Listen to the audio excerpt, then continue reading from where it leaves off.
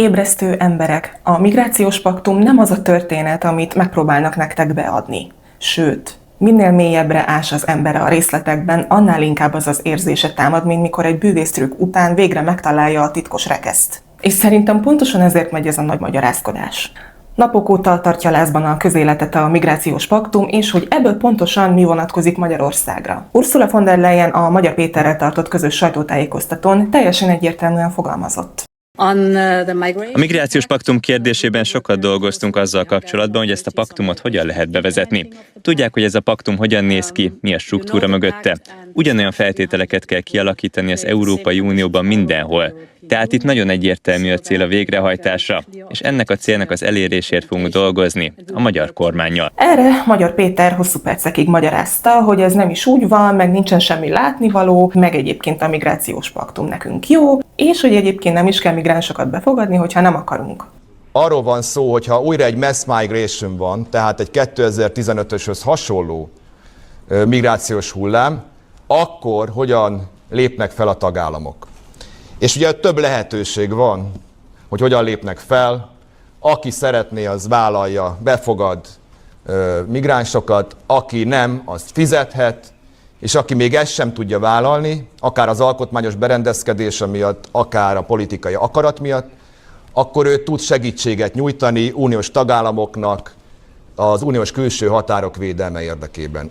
Nos, ebben a videóban elmondom azt a részt, amiről valahogy kevesebb szó esik. Amit az elvakult tisztások nyilvánvalóan propagandának fognak bélyegezni. Pedig a jogszabályok és az adatok nyilvánosan elérhetőek, majd a kommentek közt megtaláljátok őket.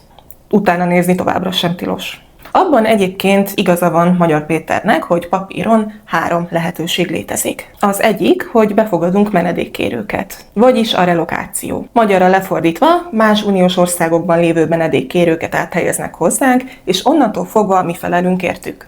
A második, hogy fizetünk. A harmadik pedig, hogy technikai segítséget nyújtunk.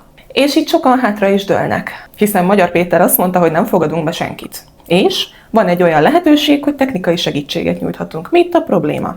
Na de akkor álljunk meg egy pillanatra. Ti tényleg elhiszitek, hogy az előző kormányzat vállalta az évekig tartó harcot Brüsszellel, kerítést épített volna, vállalta volna a napi 1 millió eurós bírságot, népszavazást tartott volna, alkotmányt módosított volna. Szóval mindezt megtette volna, hogyha a történet végén mindössze annyi lett volna a megoldást, hogy köszönjük szépen, akkor technikai segítséget nyújtunk. Most komolyan. Mert hogyha tényleg ilyen egyszerű lenne a vita, akkor ez már évekkel ezelőtt véget ért volna. De legalábbis akkor, amikor a migrációs paktumot elfogadták. Csak hogy van egy apró részlet. Ugye? Az ördög mindig a részletekben rejlik.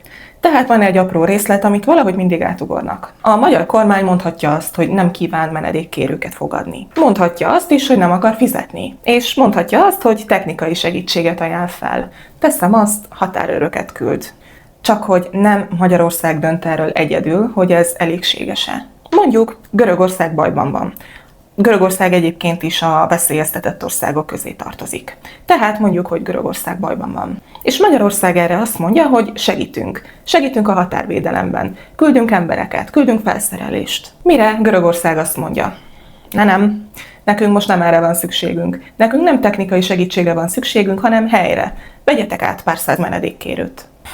És itt jön a lényeg. Magyarország, hogyha aláírta a paktumot, nem ragaszkodhat minden áron ahhoz, hogy ők már pedig technikai segítséget akarnak nyújtani. Ha az érintett tagállam ezt nem fogadja el, akkor a technikai segítségre épülő megoldás eléggé beszűkülhet. És a gyakorlatban ilyenkor általában 2 lehetőség merülhet fel. Vagy fizetsz, vagy átveszel embereket.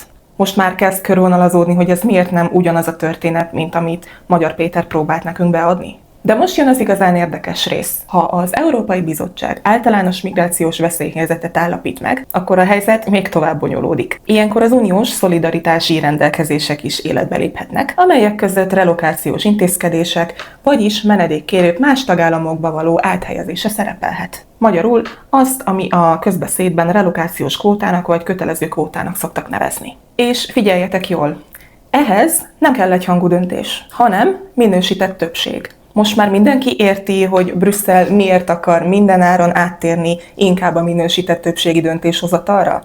Mert ott már nem kell minden ország beleegyezése. Elég, hogyha elegen megszavazzák. A számokba most nem szeretnék belemenni, túl száraz lenne, aki akarja, nézzen utána. És most itt jön a történet legfontosabb része.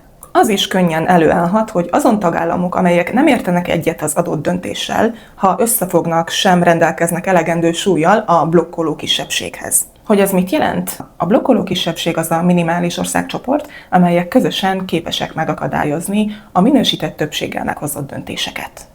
Magyarul, ha ez nincs, akkor akár úgy is megszülethet egy döntés, hogy erre Magyarország nemet mond. Úgy is, hogy más érintett országok is nemet mondanak. És mégis átmegy. Vagyis hiába mondod azt, hogy én ezt nem akarom, egy ponton már nem rajtad múlik. És itt omlik össze az a magyarázat, hogy majd mi akkor a technikai segítséget választjuk. Ez azért nem ennyire egyszerű. Tehát remélem értitek már ezt a svéd csavart. Tehát mi a vita kulcsa?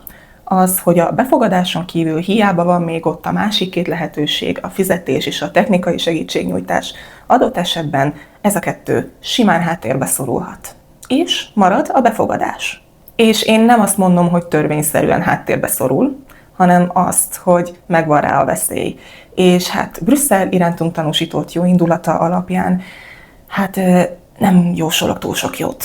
És van még egy nagyon érdekes kérdés. Az alaptörvény jelenleg rögzíti, hogy a kötelező betelepítési kvóta nem alkalmazható Magyarországon. A magyar emberek már szavaztak arra, hogy szeretnének-e kötelezően migránsokat befogadni. És egyértelmű nemmel döntöttek. És akkor most jön az a kérdés, amire a magyar kormányzatnak előbb-utóbb válaszolnia kell.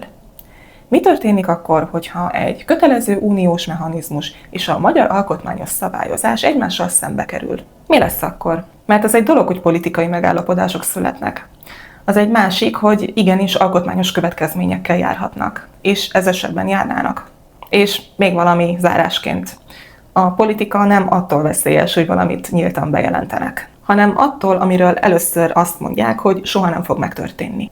Aztán azt, hogy megvalósítható. Utána azt, hogy szükséges. Végül pedig azt, hogy elkerülhetetlen.